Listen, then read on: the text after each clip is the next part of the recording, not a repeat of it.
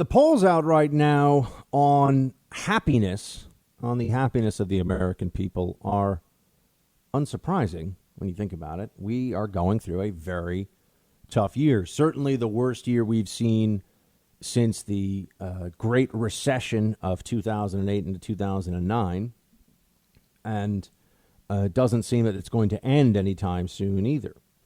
So everyone is really on edge right now. And I just wanted to take a step back because, philosophically, shouldn't we be, or we're going to put aside the philosophical argument for a second. If you look at where we are from a pure prosperity perspective, that was quite an alliteration.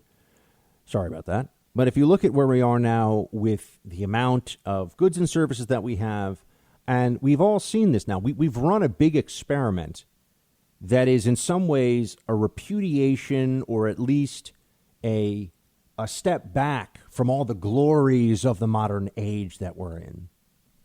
We have now been told in recent months, we've been forced to abandon some things that you could consider much more old school and embrace technology and embrace all these different conveniences and entertainments that are out there. And yet people feel hollow, right? For a lot of Americans, you would think, and now I'm going to separate out from this discussion people who have lost their jobs, including people that I know very well and are very good friends of mine. And it's brutal. They've lost their jobs. People who have lost loved ones to COVID-19. And they have suffered very direct losses from this. And it's quite understandable. It would be expected that they would have damage to their mindset and that their psychology overall would be in a negative place. But I'm talking about for the other people in America and in our society who have been able to stay home, work remotely. The food supply hasn't really been disrupted, at least not yet. So you've really been told, stay home, do your job, watch TV and play video games all day, Zoom with everybody, talk on, the phone, be on social media, and eat all the ice cream you want. Although, some of us, myself included, are paying the price for that right now. I mean, sweatpants are not a fashion statement. They've unfortunately become something of a necessity, right? Until I can start fitting into wool trousers again for suits. That's going to be a challenge because without access to a gym and with lots of ice cream around, as we know, things have gotten a little bit snug in the clothing department. But all these things that we do now, all of these different methods, I mean, I'm very lucky in that my job forces me to communicate with actual human beings every day all across the country. And I have back and forth with all of you, and that has been a big part of my psychological salvation here in New York in particular, when things were really tough during all of this. That has been a big part of keeping me on an even keel and positive and being able to push forward and do some of the better shows I think we've done in a long time have been during this pandemic. But for a lot of people, there's a sense of lack of purpose. There's a sense of isolation. And I mean millions, perhaps tens of millions of Americans. And that's going on at a time when you are able to connect effortlessly and really basically for free to people anywhere in the world. We've got all these dating apps, we've got all these social media platforms, the Zoom and Skype and all these things. And it's just not the same, is it? It's not the same as going to your local church or synagogue or mosque or Quaker meeting house or whatever, right? It's not the same as being with people in your community, as seeing loved ones, as being with friends. We are social creatures. And yes, it's a helpful tool to be able to reach people with these different technologies, but we also really crave human contact. And we want purpose in our day-to-day lives. And when you are so separated from the human beings around you with these, and all of this, I mean, I think the face mask is a separation. I think the face mask, in a sense, almost starts to feel dehumanizing. I have to wear this stupid thing all over the place. People can't see my face because we're also worried about COVID? Really?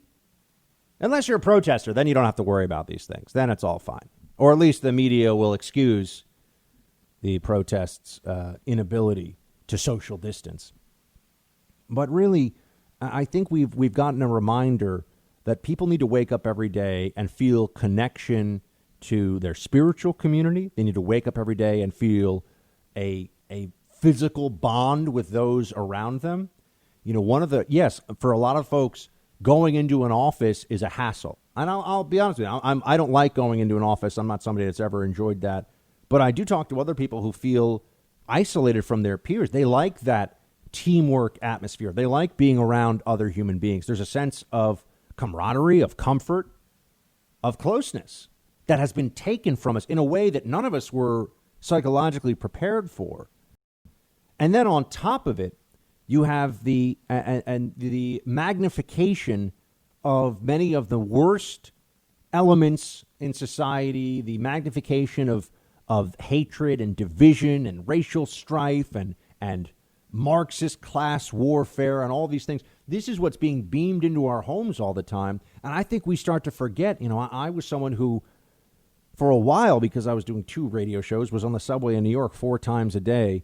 And while the subway has received a lot of criticism because of its possibility as a vector for the spread of COVID, and understandably that's a major concern to people, you know, there is a solidarity with getting on that high-speed metal tube every day and just being jammed in there with all these other people. And we look at each other, and at least in New York, I can tell you, we're all like, yeah, you're here too. I'm here. We're all here, man. We're all just trying to get it done so we can pay the bills and get back to our families.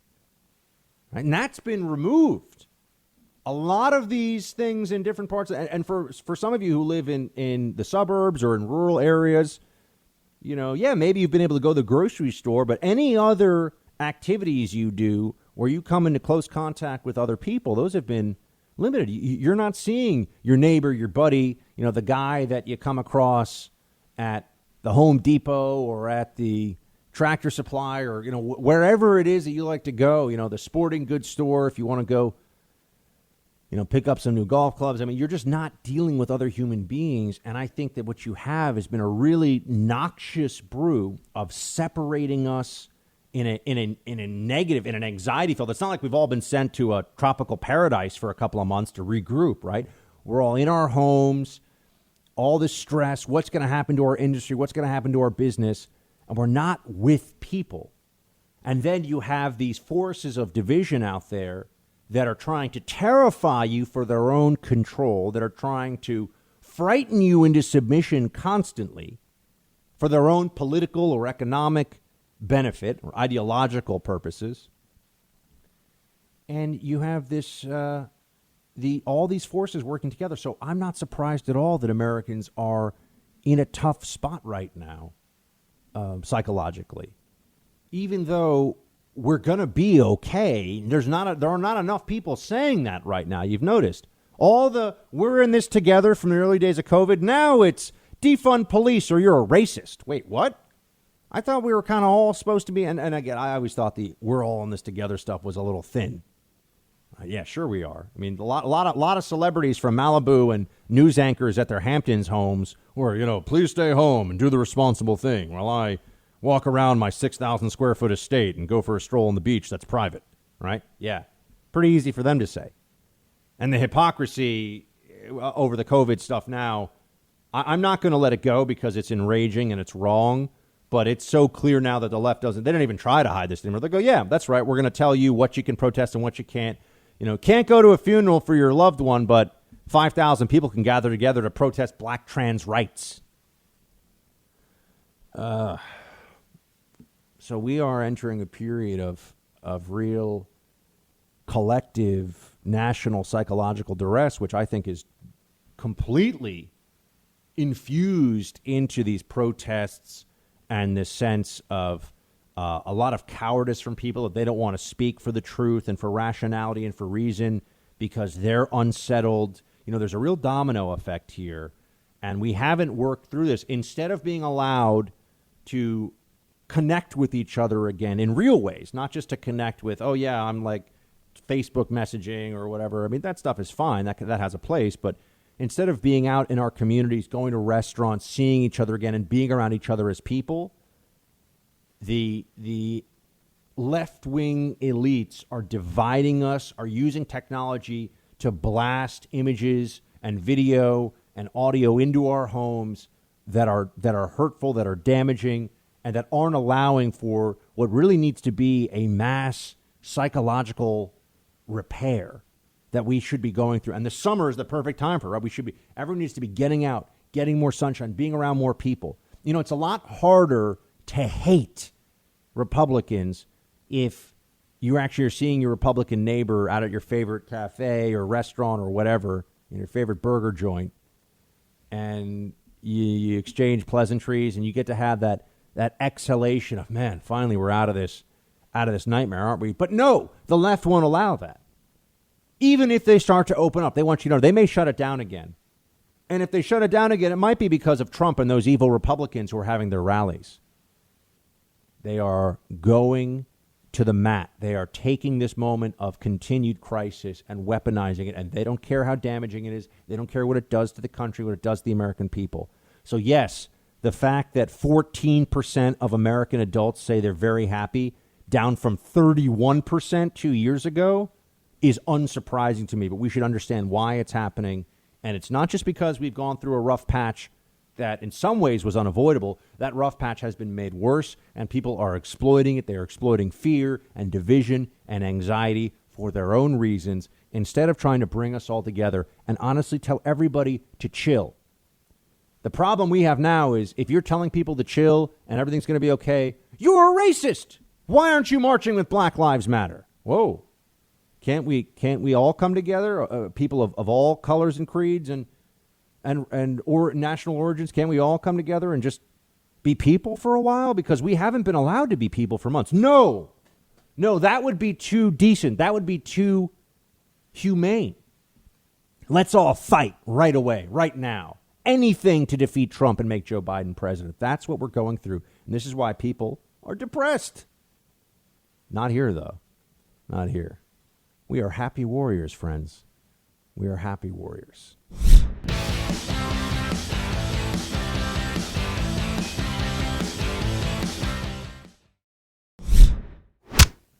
Effective immediately, we will be transitioning those units, roughly 600 people citywide, into a variety of assignments, including Detective Bureau, neighborhood policing, and other assignments.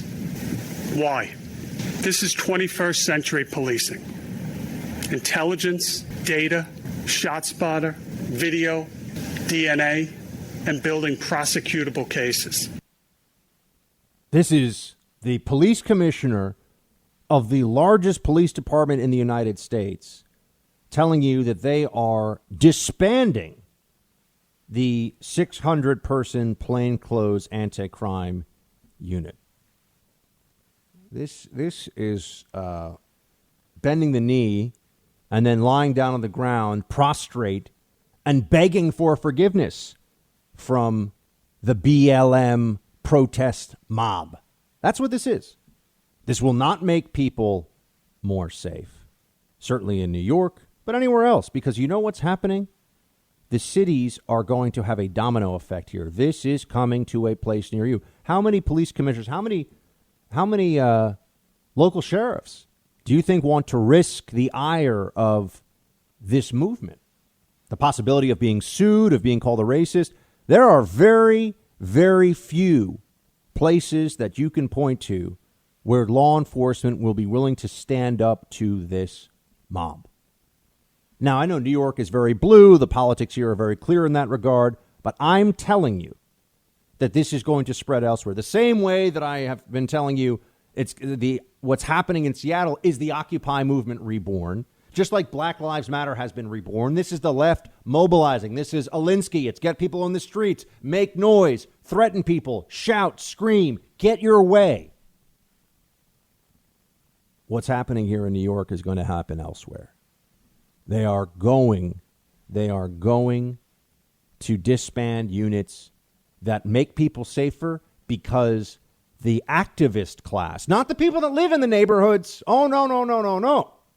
The activist class is going to come together and say, having plainclothes detectives puts us in fear, you see. This is the way the left argues about everything now. Oh, we're scared. Oh, it makes us feel unsafe. How do you argue with that? Oh, if it makes you feel unsafe, I got to do whatever I got to do, of course. This is the way that they argue about everything. If it makes you feel unsafe, well, then, of course, I can't overcome that, can I? It's about yours. This is an extension of, speech equals violence. Silence equals violence, and speech equals violence. And speech they don't like equals violence. So, you know what your option is? Bend the knee, say what they tell you to. That's your only option. There is no other option. You're not even allowed to stand on the sidelines. And this is also one of the reasons I'll have to return to this. I'm so upset about this ruling from the Supreme Court that Gorsuch wrote, and I'll never be able to trust Gorsuch again. Gorsuch did this not because he really believes that the text of the 1964 Civil Rights Act, Article 7, that the text actually says that people who are transgender should be, that being transgender was covered under that, right? That's what sex meant then. He knows that but the bigger issue here is that they, in classic totalitarian fashion, go back and look at what they did in the Soviet Union. This was central. It's not just about getting you to suppress ideas that you believe to be true. It's having you celebrate ideas that you know to be false. And now you'll have no choice, because I tell you, be smart about this. This is what I always tell college students. Don't run off in class and show what a conservative you are, and you're just going to get a bad grade, hurt your chances of getting into the grad school or the college you want to go to or whatever. And then the left is going to say, you didn't go to a fancy school the rest of your life. Why? Tell the lib Marxist commie professor what he needs to hear to get the grade you need to get. All right? Engage in a little taqiyya, if you will. This is the Islamic word for deceit for the purposes of advancing the faith, right? We got to be smart here. You don't charge the machine gun nests when you don't have the forces to take it. So we're all going to have to understand right now that you are going to be forced by law in this country, because we are about rule of law. You're going to be forced to say things are true that are not true. Like men and women's sports, there should be no difference. And a man who claims to be a woman isn't at genetic advantage in sporting events now. You're not going to be allowed to. It's going to be discriminatory. You'll get fired from your job if you work at ESPN. Well, ESPN is already, woke.com. But if you are in any way involved in an institution where they're making that decision, get fired. It's going to get worse, folks.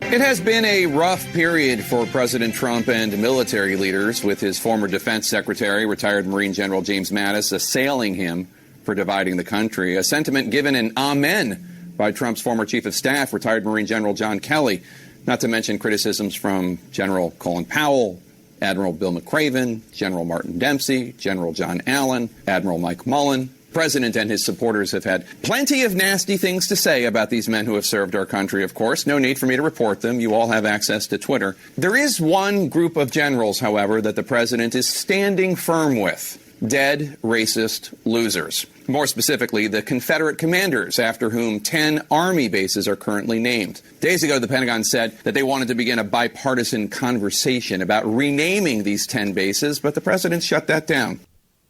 Jake Tapper is really being brave here because he's an objective journalist. Remember that. He's objective. He just tells it like it is. He's not actually pushing a political agenda. Thanks, Jake. Okay. Let's do this, shall we? Let's talk about the statue toppling that's going on. First of all, notice how CNN, they're talking about the Confederate generals. Are they talking about Christopher Columbus? I just want to know. Are there any word about that? No, you're not going to talk about Columbus. I'm going to just make sure that everybody at the fancy cocktail set at CNN thinks that I'm so brave and objective. So, Let's discuss about these statues a bit, shall we? First off, I want to know what CNN thinks about the incident that happened. Well, of course, they're going to focus in and say that anybody who shows up who's opposed to the statue toppling anarchists must be a white nationalist. That's the first thing that will be said. Do we know? I don't know. Are they white nationalists who showed up here? They're calling them a white militia. Are they white? Again, I don't know, but I don't think they're going to try to find out. The first thing they want to do is say that anyone who shows up anywhere, or the people that were showing up in Michigan, we were told they were all the anti-lockdown protesters. They were a white militia, white nationalists. Are they that? Oh, there were Nazi flags, we were told. No, I looked everywhere. There was one Nazi symbol that a woman held up saying that Whitmer was being a Nazi. That's not neo-Nazi sympathy, idiots. So, again, I'm not in New Mexico. I'm only able to go on what is being reported. I don't know if the people who showed up are members of a white nationalist militia or anything else. But and if I do find out, I will let you know. All I know right now is there are people that don't think that there should be mobs pulling down statues and that they are legally carrying firearms. And I've been consistent on this. In Seattle, I've been asking people, are the Seattle, autonomous zone leftists, are they carrying firearms legally? And as far as we understand in Washington State, they are. So, okay, they're carrying firearms legally. I'm not calling for them to be disarmed and thrown in prison if they're carrying guns legally. I just say, all right, I think it's illegal to tell cops they can't come into a zone and you've created your own country, obviously. But see, consistency is the necessary component of principle, right? You can't have principles unless you're consistent. Otherwise, you're just making up the principles as you go along. So I don't know. I'm seeing more and more of this reporting on what happened down in New Mexico. But here's what we know so far. Okay, there was an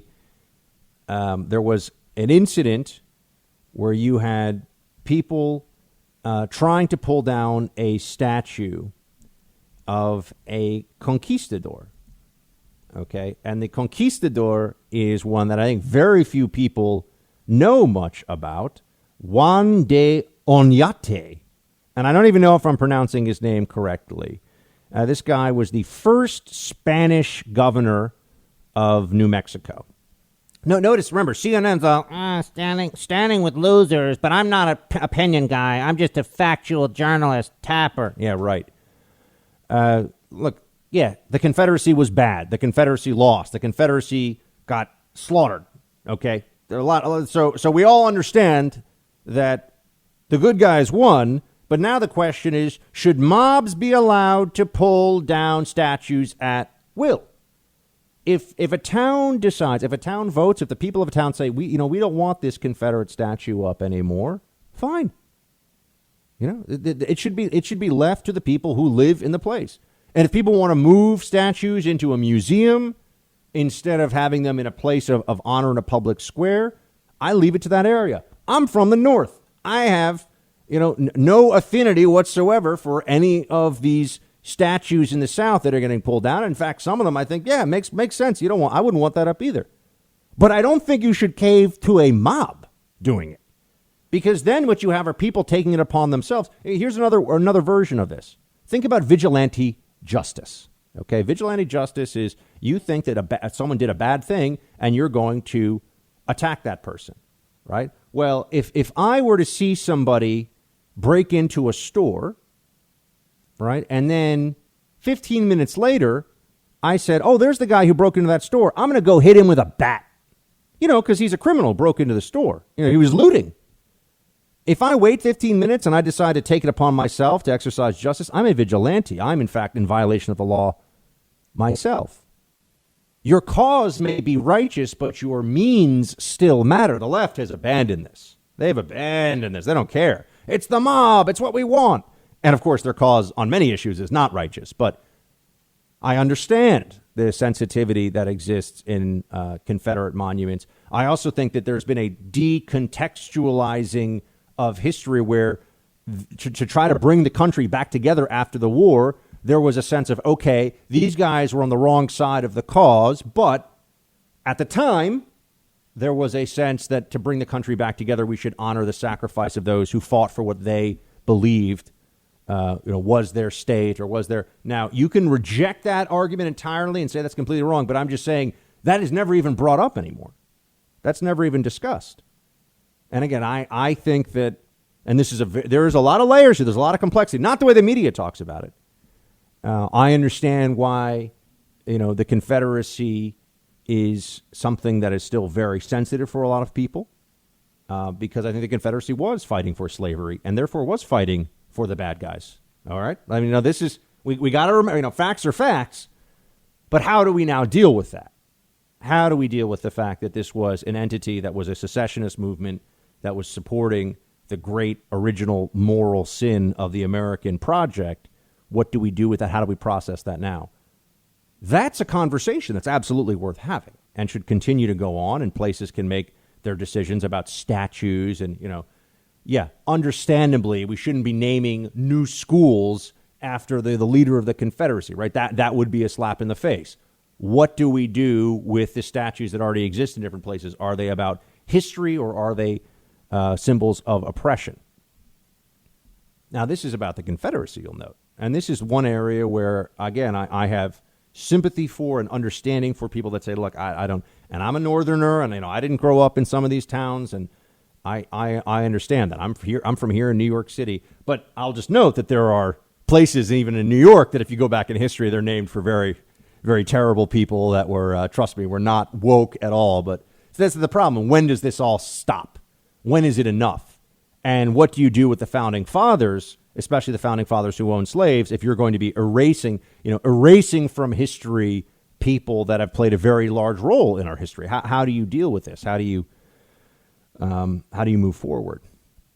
But I would note that for me right now, one principle that I could stand behind and I think is very clear, you don't allow people to, this is vandalism. It's public property, right? This is the work of an artist or a sculptor or whomever, and it is the property of the public, and perhaps it should only be in a museum, perhaps it shouldn't be in a place of honor, but to destroy it is to take, in essence, the power of a vigilante into your hands against a symbol.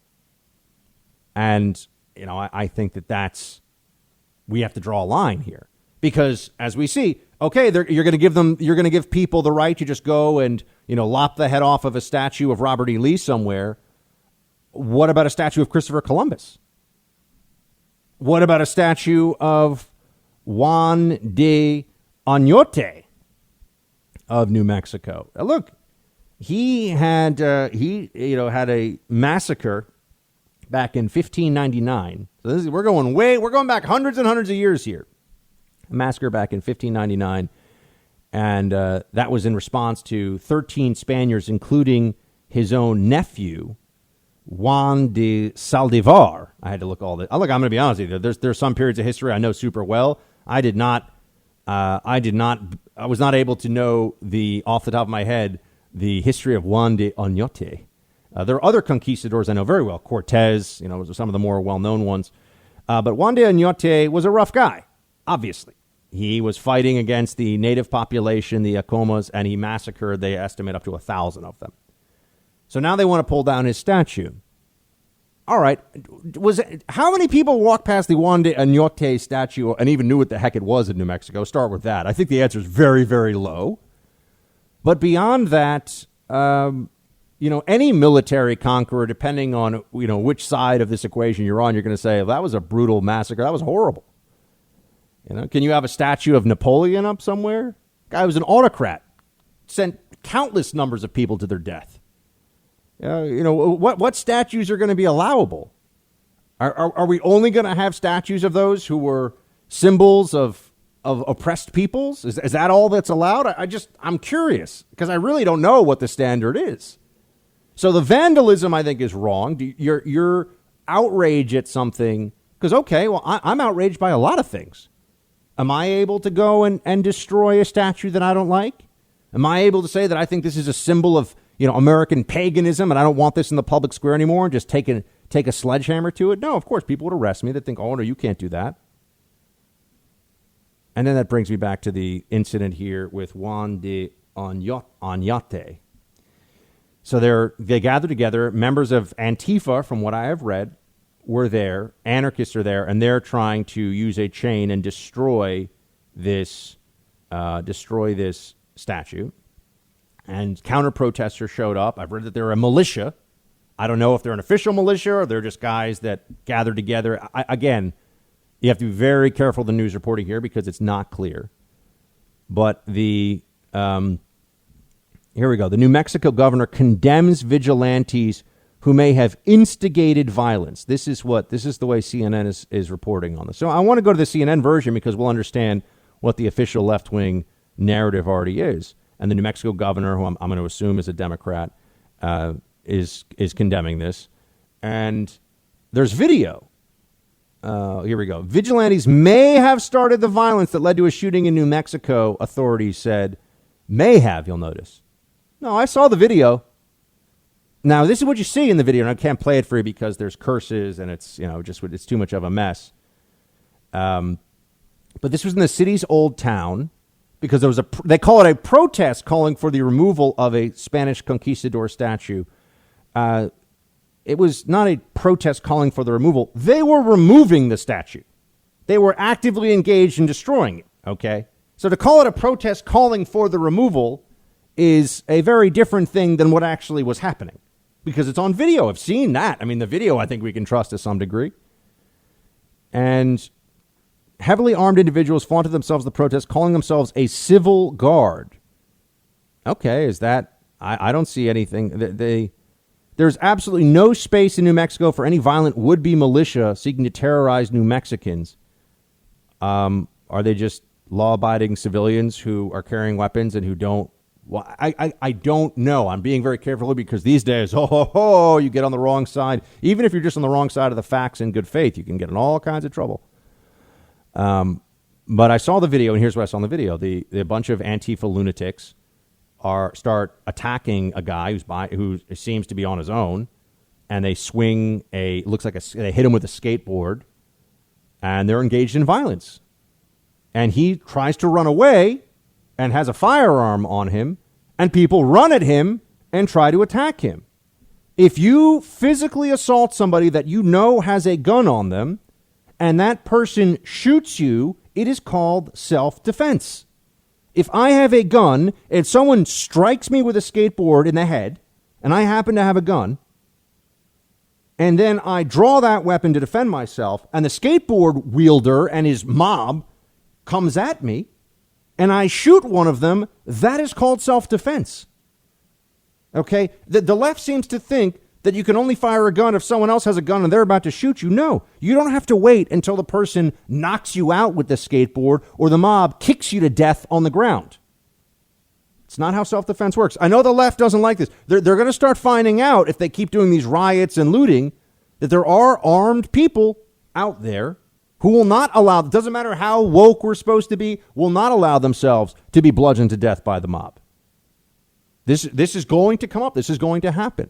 So from what I'm seeing so far, and I will still, I will update this as we find out more, but from what I'm seeing in the video that's circulating, this was someone who was defending himself. Is he a bad person? Doesn't matter. Is he a jerk? Do you like his politics? Is he part of a bad? Doesn't matter. Every human being has the right to self-defense. So unless I see something that changes from what's presented in these videos, and the guy who got shot didn't die, he's in stable condition in the hospital. You attack somebody who's got a gun, you're going to get shot. This is true of whether you're talking about cops or just normal people. What has to get through? The left has lost its mind. That's why rational argument doesn't change anything for them.